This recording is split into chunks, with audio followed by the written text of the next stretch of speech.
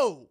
Texas, the new number one in college football. My goodness.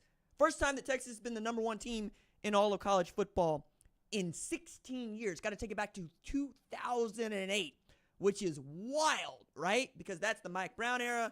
That is Michael Crabtree. That is Graham Harrell. That is Mike Leach, RIP. Goodness, we have lots to unpack there. I want to talk about a couple of other teams. I want to talk about Georgia. I want to talk about Oklahoma. I want to talk about Tennessee. I want to talk a little bit about Florida State A&M. I want to talk a little bit about Colorado and what to make after what was mostly a sleepy week 3. But it's going to gear us up for what I expect to be a raucous week 4.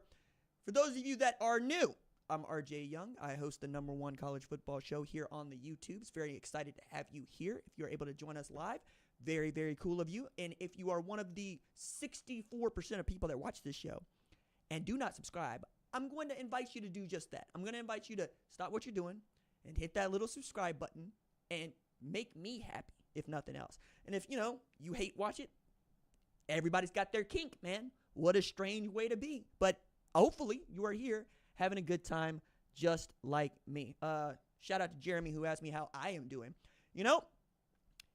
It's been raucous the last 18 hours or so because I go from knowing in my bones that Georgia is the number one team in college football to watching Quinn Ewers get hurt, suffer what is called an abdominal strain, go down in the first half against UTSA.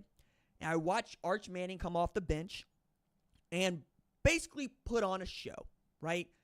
223 pass yards and 53 yards is what he's credited for in rushing, but 5 total TDs. He had one rush of 67 yards where you have people coming out of the woodwork to make the same joke, tired joke, that Mannings aren't supposed to run like this. And I'm like, some of y'all never knew what Archie Manning was doing. Some of y'all need to go check out the YouTubes and the film because Archie Manning could move. Peyton coming out with, the athleticism skipped a generation because Eli and Peyton didn't get it. And I'm going, I don't know, man. Cupper can run. Y'all can't run. Cupper can run. Cupper play wide receiver. It ain't skipping a generation. I think it's just the two of you, if I'm being honest about this. And I would love to hear whether or not they think that's true because people don't remember Cupper had some wheels about him too. You don't get to play wide receiver with having no wheels about you. But one of the things I love about the Arch Manning story is just how much it seems to be that Arch really likes being his granddaddy's grandson. And the way in which he's been able to carry himself with a level of humility and sincerity and not really aw shucks, but kind of a quiet, I like playing football. It's cool that I get to play football at the University of Texas. And you got a perfect situation if you are really the University of Texas. Like, this is how you draw up the quarterback room. You have a starter who, before getting hurt, very much entrenched as a Heisman contender and is living up to his billing as the number one recruit in the 2021 class. He has not played an entire year being healthy at Texas. Just hasn't happened. But when he gets hurt, you have the number one player in the 2023 class come in.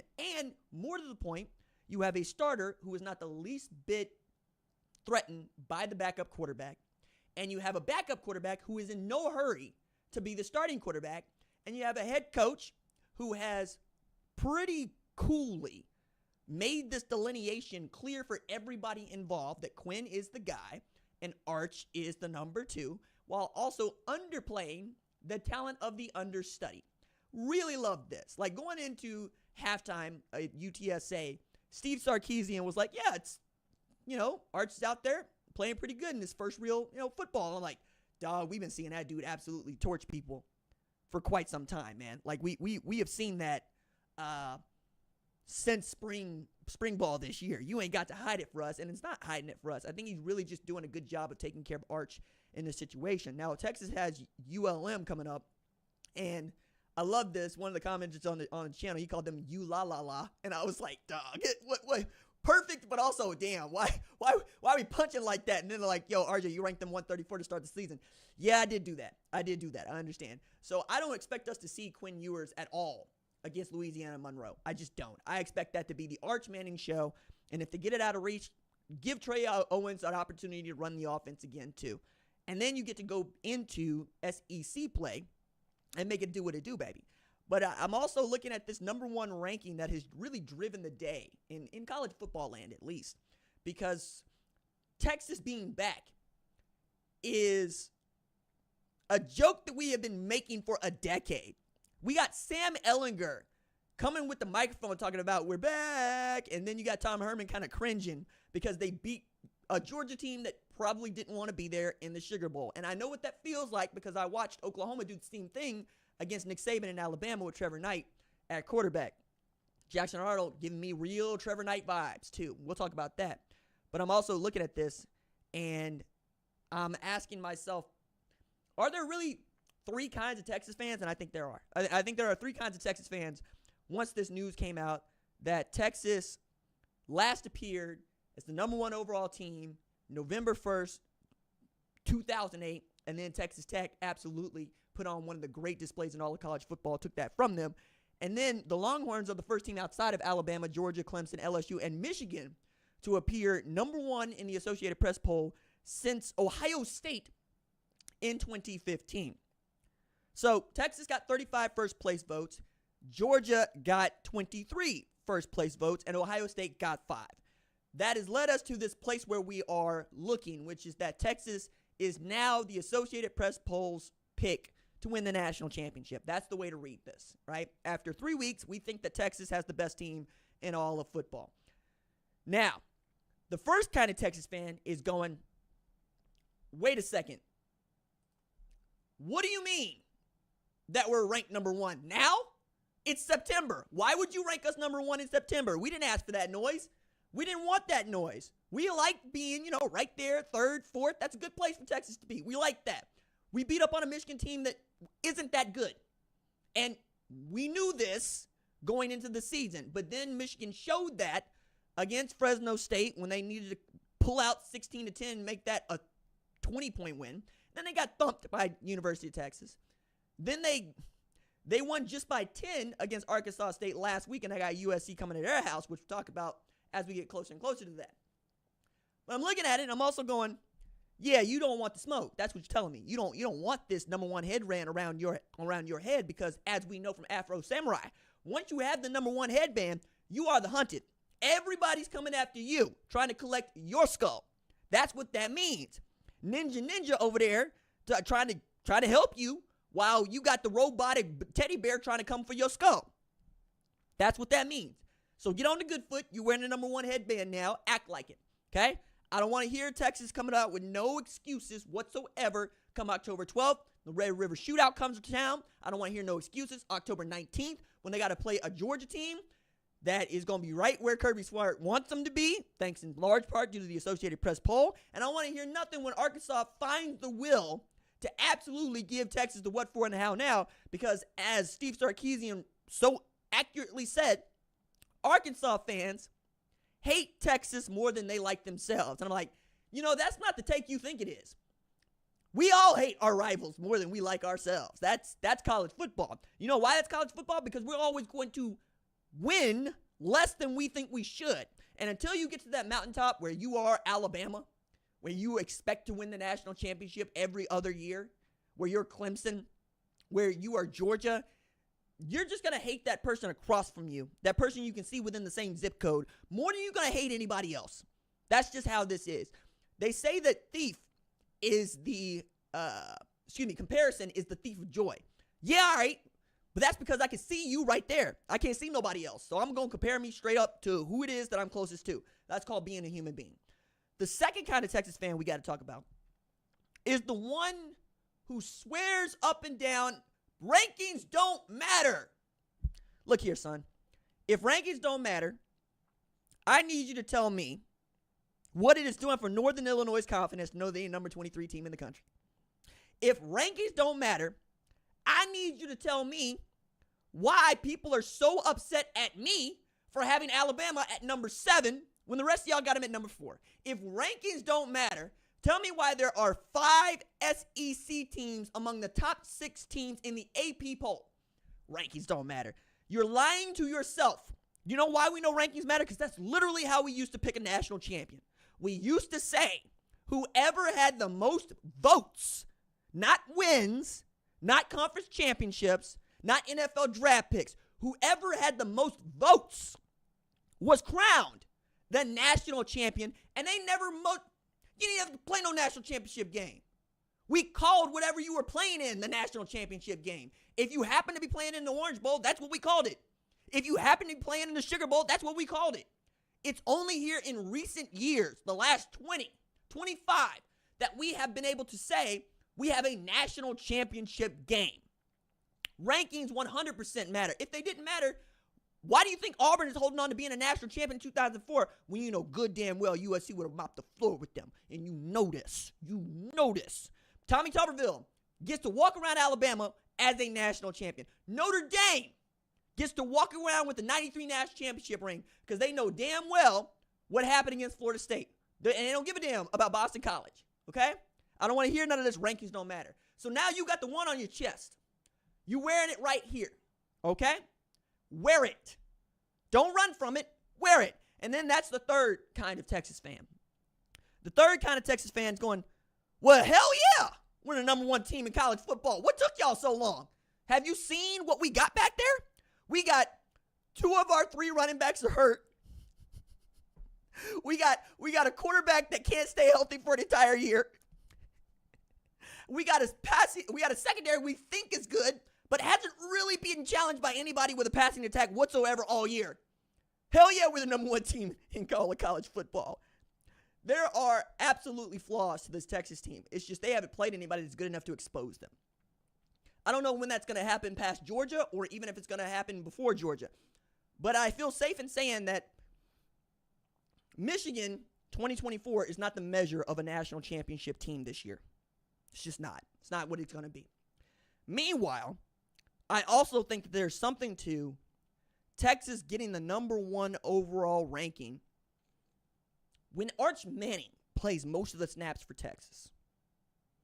There's no way of getting around that. I don't know that if you see Texas beat UTSA 50-67 with Quinn Ewers as the quarterback, that you are going to make them the number 1 team in college football, no matter what Georgia did against Kentucky. Because there are 2 things going on that. One is, welcome to Arch Mania, because if y'all think that we have been talking way too much about Colorado, Shedeur Sanders, Deion Sanders, oh, just you wait.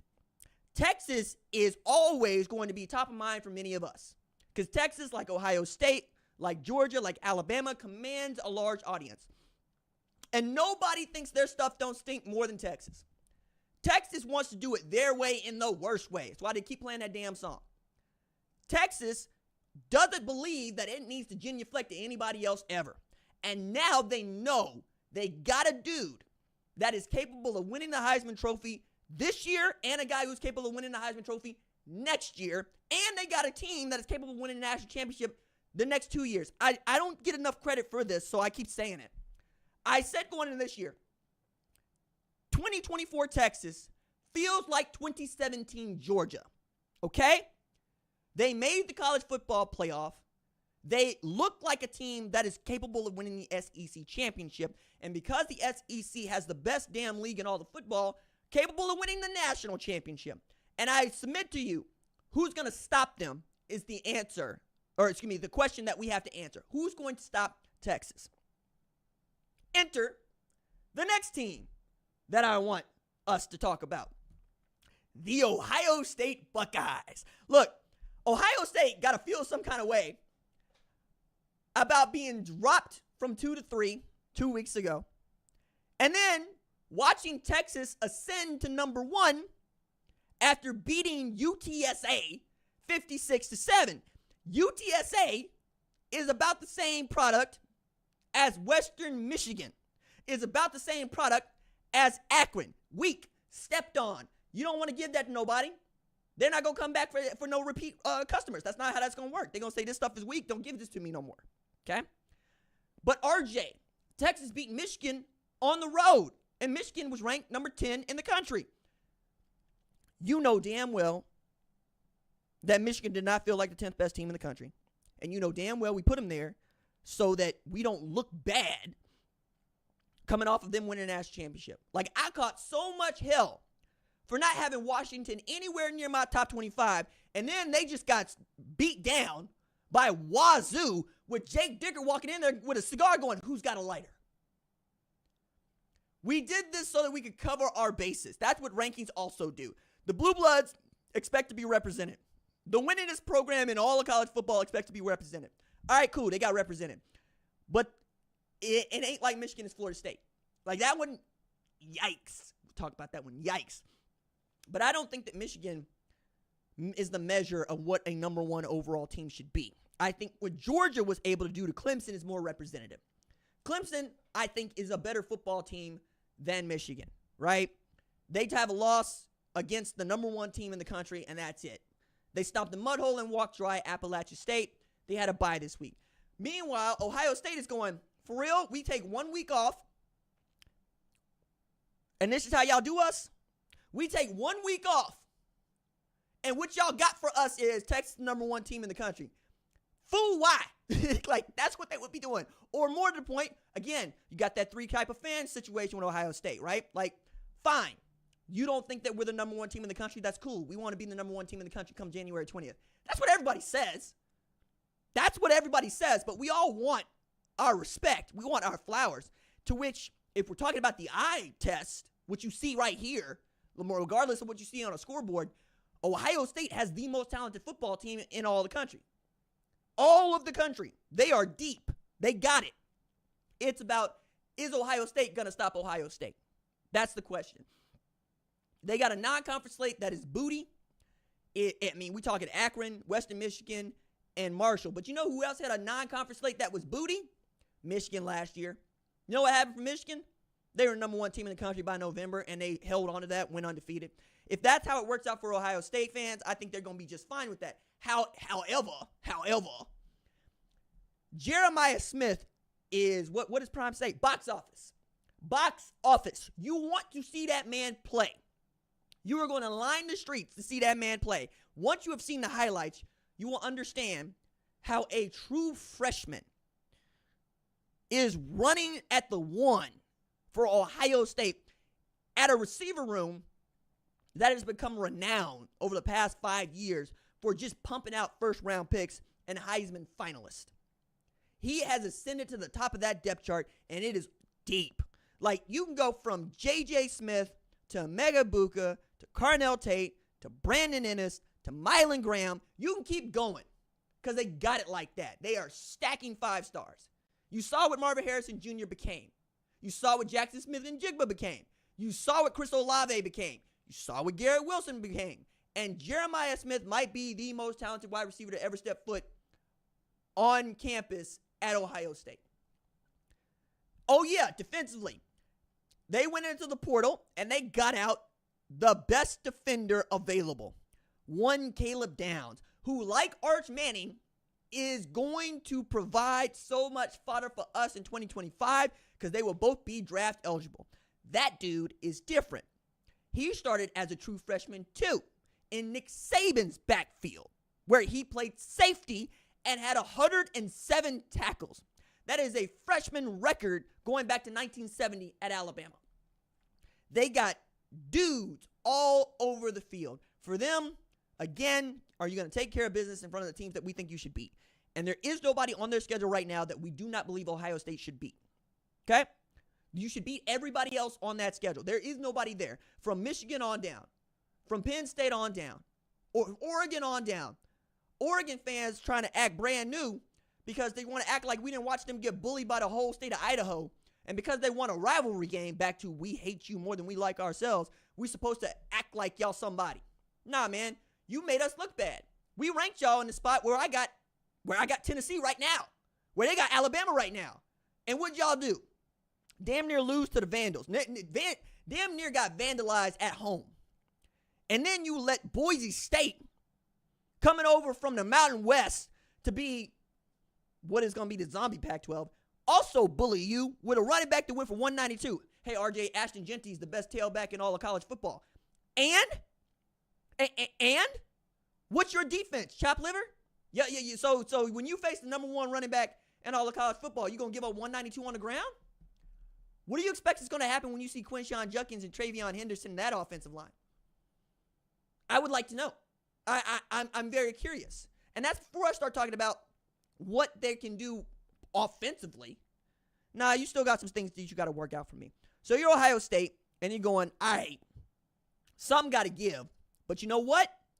If this is how y'all really feel, we're just going to have to go out there and take it. Next program we really got to talk about is Georgia. All right, I'm looking at this. We have given Kirby Smart exactly what Kirby Smart wanted. I didn't do it, but they did it. I still got Georgia's number one team in the country because until somebody beats them, that's just what it is. I am agnostic, not religious at all, about who the number one team is in the country in September, as long as the order completes some version of Ohio State, Texas, and Georgia. I got Georgia at 1. I got Texas at 2. I got Ohio State at 3. You could flip them. I wouldn't care. Because right now, those feel like 3 locks. One of those teams is going to be a 5 seed. 2 of those teams is going to get a bye. And Lord help you if you're in the 12th spot. Do you realize that right now, that if the AP results were the playoff bracket, Georgia would host Northern Illinois? What did Northern Illinois do to deserve that kind of beatdown? What did they deserve to be embarrassed about like this at Sanford? They didn't. All they did was beat Notre Dame. And you going to give them the privilege of getting stomped out by a Georgia team that is just pissed off and mad now. Because did they get caught out by Kentucky? Absolutely they did. Did they play crappily against Kentucky? Absolutely they did. But that's just what they do when they go to Kentucky. You know, they go to Kentucky in 2020 and they win 14-3. They go to Kentucky in 2022 and they win 16-6. Never mind that Georgia has won 41 consecutive regular season games. Nope. The one time we see them get drug into the deep water by a Kentucky team we don't think is any good, we docked them to number 2. And now Kirby Smart's going, cool, give me this. And I'm sticking it to the bulletin board everywhere we go. This is what they think of you. They are not showing you the least amount of respect. You don't get to make any mistakes. You don't get to have an off night. They think that y'all suck. That's what he's going to say. Do we think they suck? Absolutely not. Absolutely not. Being number 2 means we expect you to play in a national championship. But that's not what Kirby Smart's going to say. He's going to say, we didn't have Tate Ratledge.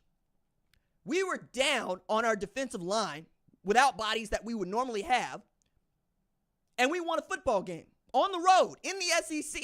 And what did they do to us? They disrespect the hell out of us. That's what they did. Hey, Carson Beck, they said that you not no good.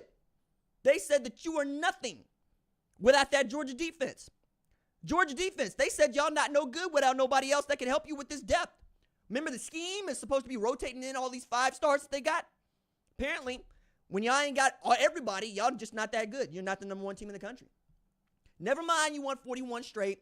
Never mind that the only team to beat you last year was 1 play away from perhaps playing in the national championship game and got maybe the Heisman winner in Jalen Milroe this year if he can get past Georgia, but that's something else entirely. Never mind that we can run the ball anytime we want on most programs, or that Oscar Delp is actually showing up to be a dude, or that Carson Beck might be the number 1 overall pick in the NFL draft. It's possible. Don't think it's going to happen, but it's possible. What they are going to say is that you suck. That's how being read as number 2 in the country is going to read to Georgia fans, and I guarantee you that's how it's going to read to the Georgia football team. And on top of that, we have been, and I have been, talking about how 25 of y'all getting arrested for driving-related charges. I also read a story. I don't know if this part I got to be careful about, but the way in which they are tracking these is interesting in Athens, Clark, because you doing 106 in a 65, that's just not, nobody's going to let that one go, my guy. That's not going to happen, especially after Devin Willock and Chandler LaCroix died because they was racing down them streets, okay? They are looking and going, you're undisciplined. They are looking and going, you didn't care about Kentucky. They are looking and going, you expected us to just continue to let you be the number 1 team in the country. And no, we are turning the screws to Georgia. That's what he's going to say. He is going to use this the way that Nick Saban used to use it when they didn't play somebody tough. He is going to use it to absolutely wear them out. And he's going to make them so mad and so angry that they're going to be taking it out on everybody else they play in the SEC. That's just how that's going to go. It's going to be Major Payne over there. He is going to turn himself into Major Benson Winifred Payne. I mean, it's about to get medieval over there in Georgia. Practice is not going to be fun. Practice is going to be hellacious. And you know what? Good. I didn't give Georgia that bulletin board material. I'm not ready to do that yet. I would like to see Texas beat somebody other than Michigan. And I would like to see Ohio State beat somebody other than directional Michigan. And then we can have this conversation. But again, it is September 15th. September 15th. We have played 3 weeks of college football. Okay? We got a ways to go on this. I still think that they should not have been in a dogfight with Kentucky. They escaped UK, call it Brexit. But did they win? Yes.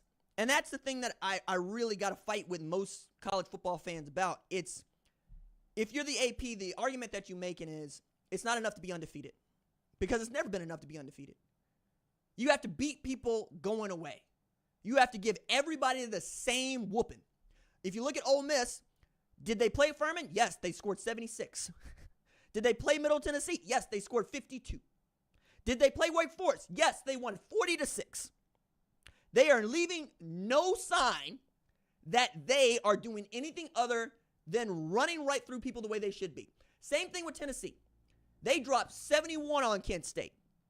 Okay? They dropped 69 on Chattanooga. Hey, RJ, these ain't no teams. And they are treating them that way. That's what you wanted to see. You wanted to see a Kentucky team that got beat by like a drum by South Carolina get beat like a drum by Georgia. They didn't do that. Never mind, South Carolina was up 17-0 against LSU. Should have won that damn game if Lenore Sellers doesn't get hurt. We have this to deal with. This is going to be a sticking point. This is going to be a thing that Kirby Smart is going to just beat and beat and beat and beat. And Georgia fans are going, thank God the AP has given us the manna that we asked for. Just dropped it down from the sky. Because now we can get discipline back. Now we can get back to running the football and sitting on people. Now we can get back to I don't want them to gain another yard. Oh, man. All right. Well, thank you for that, Associated Press poll. I also want to talk a little bit about Nebraska before I get into the meat of this thing here. Do you realize Nebraska is 3-0? Do you realize that the last time that Nebraska was 3-0, they started the season 7-0 and achieved a ranking of number 7 in the country? That was 2016. And now on Friday night, they got a really cool, surprising ranked matchup against an undefeated Illinois. So that's number 22 Nebraska hosting number 24 Illinois. Shout out to the state of Illinois who got directional Illinois and actual Illinois in the same ranking. Very cool. It's also going to be the first matchup that Nebraska's had playing another AP ranked team since they played Ohio State November 5th, 2016. Tell you how that one went. Not good. Not good, Bob. Not good. Not great, Bob. Not great. 62-3 they lost to Ohio State in that game. I don't know that it's going to be 62, but it would not shock me to find out that Nebraska gets to be bowl eligible in time to get beat like a drum by Ohio State. I don't know. What I saw against Northern Iowa, it looked good in the past game, right? Like, it felt like in the first half, Dylan Raiola could do anything he wanted. He could really service the ball anywhere he wanted to go. And his interception that he threw was an actual interception. Like, he was trying to throw it deep, and he underthrew it, and he got cut off by an FCS defensive back. So, one thing on that. If you don't throw that, if you don't have that ready to go, if that's not on tape, people are going to treat you like you're not going to do it. So, they're probably going to come after you when they shouldn't, and you might get got. The other thing to take from this is Northern Iowa is an FCS team. Is it a good FCS team? Sure. But it's an FCS team. And when I say that, I mean to say you got 85 scholarship players and you're Nebraska. They've got 63 scholarship players and they are directional Iowa. Okay? Northern Iowa should not be in a ball game with Nebraska. That said, Northern Iowa held the football for 38 to 60 minutes. Meaning that Tony White's defense could not get off the field at least in the second half, when it wanted to get off the field. That is something that you need to be paying attention to. But Matt Rule in year 2 is starting to feel like prophecy. Is starting to feel like we got to treat him in year 2, wherever he's going, like Lisan El Gaib, like the Muad'Dib. We gotta start talking about that. It's coming.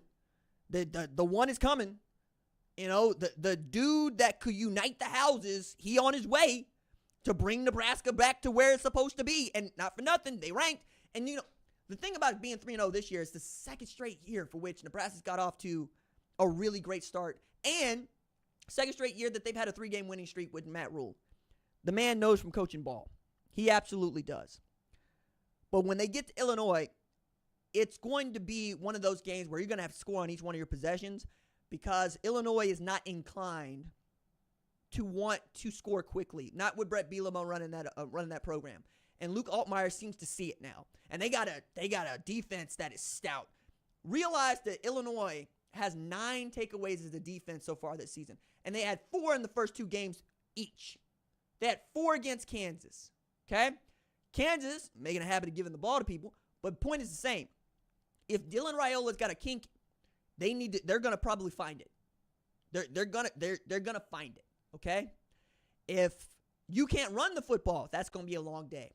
Because as good as Dylan Raiola is, what I think he has been really good about is not giving the ball away, which is the one thing that held Nebraska back last year. Just operate the offense. You don't need to be the guy that's going to be going and throwing for 1,000,000 yards, but that's also been the knock on him in high school was that he's checked down Charlie. Now, there is a saying that nobody went broke making a profit, but I also think you can lose money not betting your money, okay? So if you are the kind of person that is investing in blue chip stocks, cool. Over time, you're going to make a profit. But if you are the person that caught NVIDIA 5 years ago, you are a multimillionaire right now. And Dylan Raiola ain't got that. Dylan Raiola ain't that dude. He's going to be the dude that over time, you're going to see it stack up. It's going to be great. But when it came time to take a shot to maybe put the game away, that's not going to be him. That's not what I've seen so far. If Nebraska gets into that situation, so be it, because Nebraska's on its way back and they're trying to find out who they are and what they're capable of. But I would not be shocked to find out they get into a spot and they would rather not him throw the game away than go win it. Okay? Because you got a true freshman at quarterback. I didn't understand that. It ain't like Kentucky being down 1, choosing to punt to Georgia, which just felt like giving up, man. Felt so much like giving up. Okay. We got to talk about Colorado because Colorado did what we expected them to do, and Colorado is rounding out to be the team that we think it is. They are a team that when Shedeur Sanders is on and the offensive line can block, they're capable of anything. Okay? They put up 28 against Colorado State. It was also the first time that Colorado State had hosted that game since 1996. It was also the first time that Fort Collins had ever seen a sellout. I wonder why that was. So you had 2 things going against you on this one. The first thing you had going against you was Colorado State's star players, Braden Fowler Nicolosi and Torrey Horton, were talking noise. Okay? The quote that was heard around was, "We'll see how many Instagram followers that wins them. We'll see what they look like when they come to see us." Torrey Horton had a good one going, "We should have murdered those boys last year." It was double OT, dog. It's double OT, and Travis Hunter was out for half the game. Okay? But here came Travis Hunter, who was already staring down the Rams faithful going, "Nah, I'm about to give it to y'all. Y'all done messed up. Y'all done made me mad." Okay? That man had 13 catches for 100 yards, 2 TDs, and a pick. But going into halftime, Braden Fowler Nicolosi did it to himself. He looked at Travis Hunter and he said, "Travis, you too small." And leave it to Prime, one of the greatest athletes to walk this earth, to say, why would you do that? That's Travis Hunter. Why would you poke him? What good is going to come from you, quarterback, poking him, what might be the best defensive back in football? Why would you do that? And what did Travis do? He picked him off. And then he spun that mug, and they was warming themselves by the fire. To add insult to what was an obvious injury, in which Colorado won this game 28-9, in which Shedeur Sanders threw for 300 yards, and for which Colorado, quiet as it is kept, ran for over 100 yards as a team and kept Colorado State out of the end zone until late. You have Jay Norvell with this quote: "We weren't good enough." I mean, there's a couple of ways to do that. Prepare for the moment. Either get players better or replace players. It's that simple. Same Jay Norvell talking about replacing players is the one that was telling us with a straight face that Braden Fowler, Nicolosi, and Torian Horton were getting out for $600,000 to transfer and was lauding them for their decision to stay. Then, as soon as you lose to Colorado, you get embarrassed after talking all that noise. You talking about replacing players or getting them better. I don't know how I would feel about that if I was one Braden Fowler, Nicolosi, or one Torrey Horton. But you know what? Torrey didn't have much to say in this game. After talking a bunch of noise, he showed up to the game hobbled, looked like he had a hamstring injury, and he had just 2 catches for 24 yards. Where I'm from, that's called putting the shackles on somebody. Now, is Colorado State the measure of the kind of football programs that Colorado will see in the Big 12? No, I don't think so.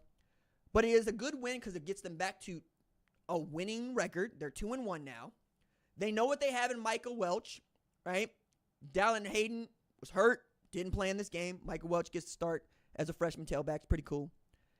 They also are going to play Baylor this week, who gave Air Force the 4.5 now. And with Jake Spavital running that offense, they're capable. We'll see, right? They got a quarterback that can move too. But I think Central Florida is a better test of what Colorado was capable of this year. Central Florida came back to win against Texas Christian, even though I believe it was Central Florida had 3 kicks blocked. They won that game, and now they're going into a bye week, and they will welcome Colorado to the bounce house. I've been to the bounce house. Let me tell y'all something. Playing against Central Florida is an experience. So, when Central Florida and Tulsa were in the same conference, I was cheerleader, traveling with the program, right? Scholarship, that's how I put myself through school. One of the ways I put myself through school is I used to throw white girls in the air and catch their feet and, do stuff. So we go on the team bus to the bounce house, which had, metal seating and metal bleachers. So when you stomp on them, they make a loud noise. Bounce house, okay? I will never forget seeing a little girl in a UCF cheerleading outfit sitting on her daddy's shoulders, double-barreled with both middle fingers at the bus. That's how they make them in Orlando, okay? That is not no easy environment. They teach them young. Whoever's on that bus, we hate them. Can you imagine how much Central Florida really would love nothing more than to beat Colorado and get to 4-0? With the Gus Bus, with KJ Jefferson, with Kobe Hudson, with RJ Harvey? Dog. And I'll add to this. So my big cousin, who's a big fan of the show, they be blowing up the group chat, but I be at work. He lives in Orlando. His family's in Orlando. Shout out to Morgan. She got into FAMU, and she on the 5-year MBA program. Stand up. That's what's up. They paying for her to go to school. That's what's up. My big cousin, he live in Orlando, and he talking about, yeah, dog, we can't get tickets. We tried to get tickets weeks ago. Them tickets is sold out. But they still probably going to make it up there to the tailgate, because tailgate probably going to be on and popping, because you know how we do. We going to be out in force, okay? That's what's going to happen. I got to tell y'all, the black experience around Colorado football is fun. Like, I catch all sorts of hell for my Colorado opinions from the family. But I got to tell y'all, when I see them out and about, it'd be a good time.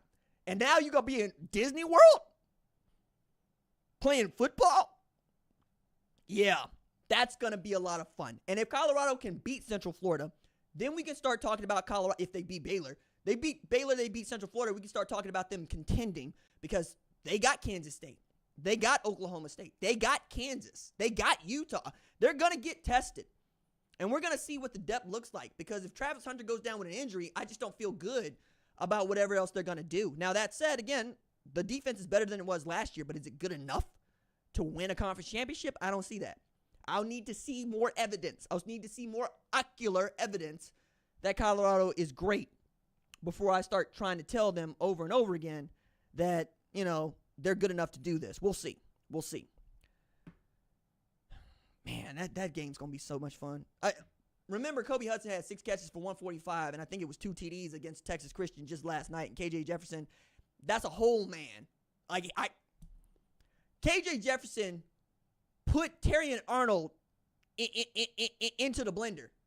Terrion Arnold got hit so hard by KJ Jefferson that Nick Saban said it looked like him flicking a gnat off a fly's ass. It was off a cow's ass, excuse me. I was dying because Terrion got blown up by the quarterback. Man, I hope y'all bring y'all hitters. They're not going to have Shiloh for that game. I know the knock on Shiloh is that he be picking up these unnecessary penalties, but that also means that boy like to hit people. You need somebody that likes to hit somebody because KJ going to be there trying to throw his shoulder at anybody that got a Colorado jersey. That's just how that dude get down. And now we've given Gus Malzahn another fearless specimen at quarterback. Because remember the last time that Gus Malzahn had a fearless specimen at quarterback, his name was Cam Newton. And he single-handedly put the University of Auburn on his back and carried them to the national championship. I love Gus Malzahn when he got a quarterback that ain't afraid of nobody. You know what I'm saying? Just want to get into everybody's behind everywhere he goes. Okay? Now, let us talk about Oklahoma and Tennessee. This will be Oklahoma's SEC opener. I only get one of these. You know what I'm saying?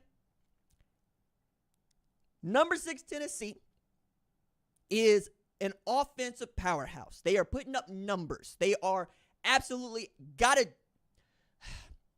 Nico Iamaleava could announce himself as a Heisman contender depending on what he's able to do against this Oklahoma defense. They put up 71 on Kent State. They put up 69 on Chattanooga. They beat NC State going away. But the thing that I think should be terrifying if you're Oklahoma is not the Tennessee offense. Quiet as it is kept, Oklahoma's defense ain't allowed anybody to score more than 14 points in a game, and it is the strength of OU this year. That's just who we are this year. We are a defensive football team. But Tim Banks got a defense that has been putting the clamps on everybody they play. They are not giving up trash points to anybody. They could have gave up trash points to Chattanooga. They didn't do it. They could have gave up trash points to Kent State. They didn't do it. The 7 that NC State was able to score was the defense. Tim Banks is looking at OU's offensive line and pointing to James Pearson going, I expect you to eat. I expect you to come up with 4 or 5 sacks. I expect you to get home against this quarterback that looks skittish and scared when the pass rush is coming at him. Because when they're pressuring Jackson Arnold, he has been atrocious. 6-16. 6 sacks and a pick 6. If you send 5, he has demonstrated that he's going to throw the ball to the other team or he's going to eat it. He doesn't look at the blitz and see something that he's going to beat. Not yet. Not right now. I don't know that he's going to get that figured out in time for Tennessee. I just don't. So if you got something exotic and you got something simulated, I'm throwing it at Jackson Arnold. That's the book, man. That's the book. The book is we're going to make him think that somebody is coming all the time. And we're going to play with his eyes. And we're going to play with his reads. And we're going to force him to run away. And if you make Jackson Arnold into a runner against that Tennessee defense, I think they got enough speed to run you down. I do. That is what's different about the SEC. That is what's different about them playing against Houston, against Temple, against Tulane. Jackson Arnold could run away from other people. He could run away from Tulane's defense, and it was good. He could run away from Houston's defense, and it was good. But we're going to need Jackson Arnold to become the passer that he has not shown himself to be in 2024. Even if he's the passer he showed himself to be against Arizona, I'm not sure that that's good enough because he's throwing the football to the wrong team. He's going to have to play a clean football game, and he might have to be a 300, 100 guy to win it. I don't think we've seen that from Jackson Arnold. Now, that said, he reminds me a lot of Trevor Knight. And there's a lot of people that are like, why you dunking on Jackson Arnold and Trevor Knight? He ain't no Trevor Knight. And going, yes, hell he is. Because Trevor needed time. Many of you aren't around for this, so I'm going to educate you right quick. Trevor Knight was in a three-way battle for the starting quarterback job to open the 2012 season, okay? We're talking about Kendall Thompson, Casey's big brother. Casey Thompson been playing football in college forever. Blake Bell, who was so good as a five-star quarterback that he plays tight end in the NFL, and Trevor Knight. And Josh Heupel was the guy who went with Trevor Knight, okay? Trevor didn't have it to start. But by November, when Josh figured out what this boy does well is zone read and then throw a slant or throw a go route, things started to click. And that was Kansas State on the road that season. Okay? Got it figured out. Him and Brendan Clay making it happen with two-man game. Read the end. By the time you get to the Sugar Bowl, Oklahoma feels good about what it has been able to accomplish. And Alabama feels bad that it's not playing the national championship game. So we get Trevor Knight up against a Nick Saban defense, and he went to work on it. 300 passing yards. Throwing that ball deep and over the top. Giving an Amari Cooper-led Alabama team the what for and the how now. Had Nick Saban in the postgame talking about we didn't really want to be here. Yeah, okay. But you here, and Trevor Knight just went over your dead body. Jackson Arnold is capable of being that good. The problem is the pedigree for Jackson Arnold is already so much higher. National Gatorade Player of the Year, I should not be comping you to Trevor Knight. It's just not what it should be. You are a five-star quarterback. You are the franchise. The way that Oklahoma bet on Jackson Arnold is the way that Kansas State bet on Avery Johnson. You let Dylan Gabriel go because you got the guy. You let Will Howard go because you got the guy. That's how these things work today. If you think you have something younger, cool. Let your older guy go. That's how this needs to go. Now you have people with a straight face that call themselves Oklahoma fans that want to see Michael Hawkins playing now. Want to know what's happening with Casey Thompson. First of all, let Michael Hawkins grow up. He didn't do nothing to deserve this, okay? And I don't mean that as a dig. I mean, he didn't do nothing to deserve you wanting to throw him in front of Tennessee. Let that boy grow up. Let him compete with Kevin Sperry when he get here. You know, let the process, what did Nick say? Let the cake bake. And they're like, well, RJ, maybe the thing to do is to bench Jackson to give him, you know, a little bit of taste like they did Jalen Milroe last year. First of all, Jalen Milroe got benched because he got an attitude problem. And as soon as he demonstrated he had a good attitude, they put him back in there because you also got to see Ty Simpson ain't it. That's what else you got to see, okay? He ain't it. Tyler Buckner ain't it, you know, like that. That's what else you got to see. You got to see who ain't it, okay? I don't want Michael Hawkins to be the reason that we get back to Jackson Arnold. I want Jackson Arnold to be the reason that we stick with Jackson Arnold. To say nothing of what Seth Luttrell is doing or not doing. He the play caller. Doesn't seem like Brent is anything like interested in taking those privileges away. And not for nothing, but when Seth Luttrell was calling plays for Mason Fine at North Texas as a head coach, it worked fine. It was fine. I think as soon as they figure out what it is they're going to be, it's going to be okay. And it's not as if Seth Luttrell did not have a front row seat to what Jackson Arnold was doing in Denton. For those of you that don't know, North Texas is in Denton, Texas. He was right there the whole time. He knows what the boy can do and what he can't do. Okay? By the way, those of y'all that don't know the Denton guy or Denton Ryan be putting it down like that, you need to go look them up. Those high school programs can go, man. That's why Oklahoma recruits North Texas the way they do. They always got dudes. So we need Jackson Arnold to demonstrate he got a little bit more Kyler Murray and a little less Trevor Knight. That's what we need. Also need somebody that could pass block at running back. Because Javonte Barnes, he the hammer. I like seeing that man have the ball, especially with Tyree Walker transferring to Wisconsin. Need a hammer. Need somebody who's going to run between the tackles and pick up hard yards. He a hammer. I know how much y'all love Taylor Tatum, but I think it's that y'all love that he's a two-sport athlete, you know? Because as good as that dude is catching the ball, running with the ball, he can't pass block. Not right now. And you know what? That's not a dig. You know what I'm saying? It's hard to learn pass pro as a true freshman.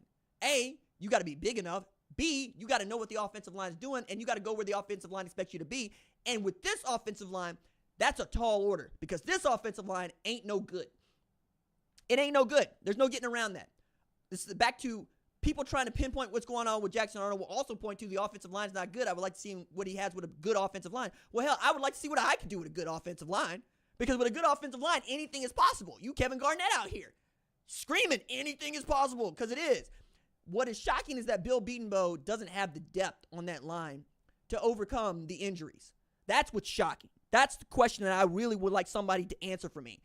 How is it that we down to the third string center and the third string center doesn't feel that good? How is it that you got a left side that everybody knows they can beat on? How is it that we can't figure out what the right combination of players is going to be no matter who's injured? That's a problem.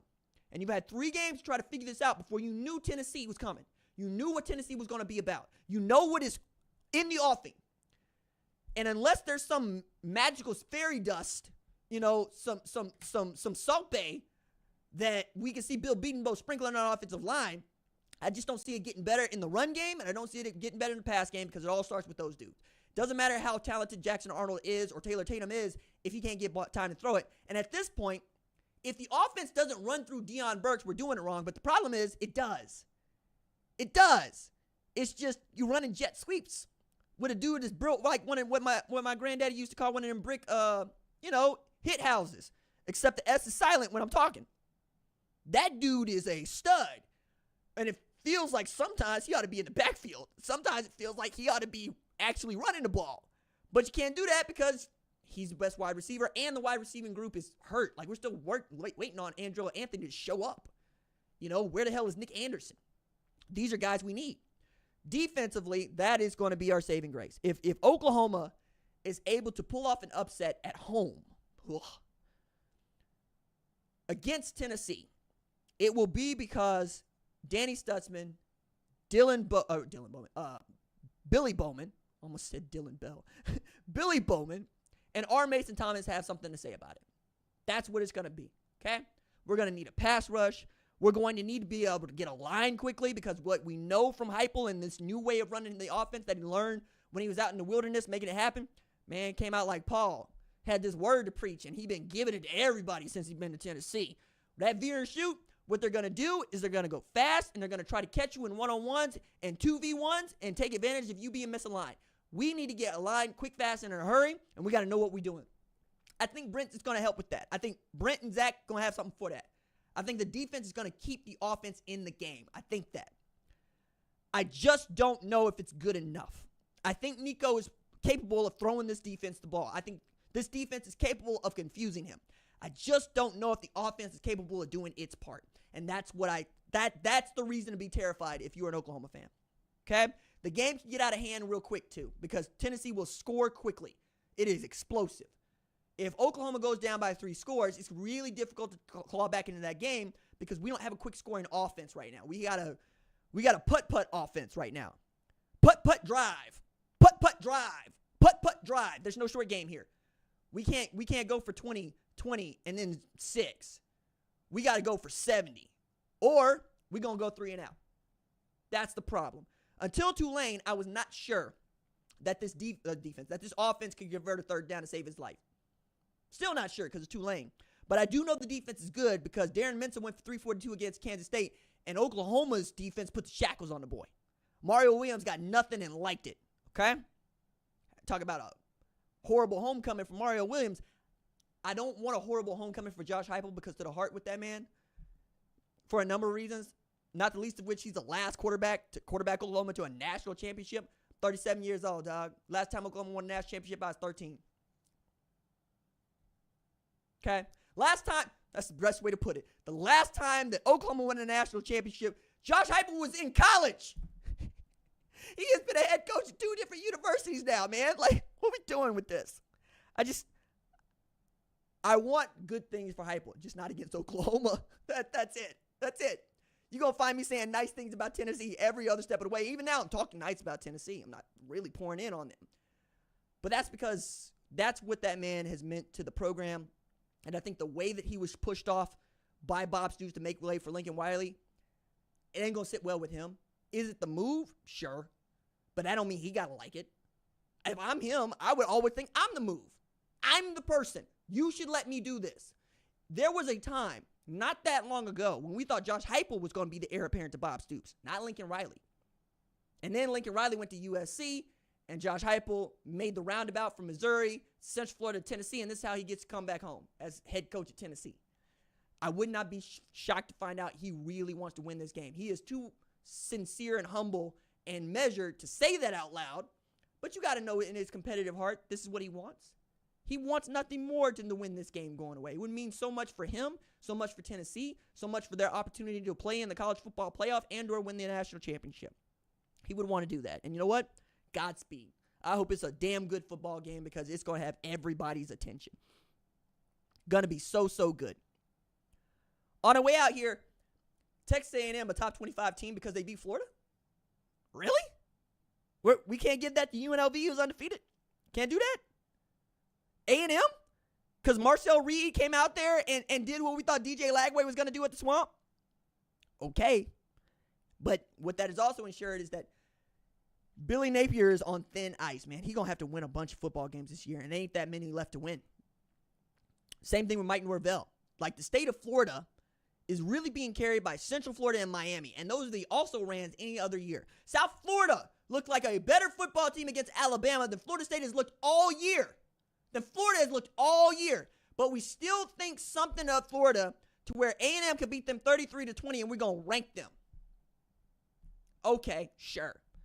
Well, maybe that loss to Notre Dame wasn't that bad. Dog, Notre Dame lost to Directional Illinois at home. Yes, it was that bad. It's that bad. Okay? Can't have that. It's just not going to work out. I don't think that's any good. I didn't really like it. I don't really agree with it, but A&M might be here for a good long while because their schedule actually sets up for them to be kind of soft the rest of the way in the SEC. Mike Elko seems like a good dude. I really like Colin Klein, right? I think Marcel Reed, they got something there. Maybe with some dudes on that defense with the Shamars. The Shamars can go, dog. I was watching that game over again because, it had the delay, and it was muggy, and it was nasty outside at times, but that defensive line is nasty. But for Florida, it's more a defensive problem. Like, they can't stop anybody. They can't stop anybody on the run. They can't stop anybody in the pass. I just would not have ranked A&M off of this win. However, you go into the Swamp, you go get a win as A&M, you're going to celebrate it because that just don't happen all that time. And right now, it feels like anybody that wants it can go get it in the Swamp. Good luck to you, Florida, the rest of the way. All right. That is going to do it for tonight's episode of the #1 College Football Show. We do live shows on Saturdays, 11 Eastern, depending on whether or not Georgia wants to try to take Kentucky into the deep water. Sundays at 7 Eastern, Tuesdays at 7 Eastern.